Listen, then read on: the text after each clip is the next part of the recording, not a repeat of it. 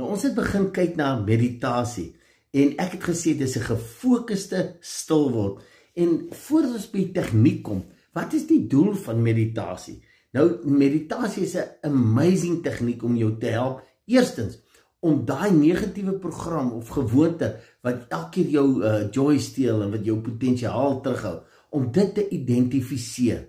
Die tweede belangrike doel is, as ek dan 'n droom het, as ek 'n nuwe program het wat ek wil vas lê in my onderbewussyn, dan is meditasie een van die beste tegnieke. Dit is 'n powerful tegniek. Onthou net, meditasie is 'n gefokuste stilword terwyl ek my denke, my liggaam, alles laat relax en ek regtig my breinritme laat afbring sodat ek direk in my onderbewussyn kan besig raak om 'n negatiewe program te identifiseer en dan die positiewe een vas te lê.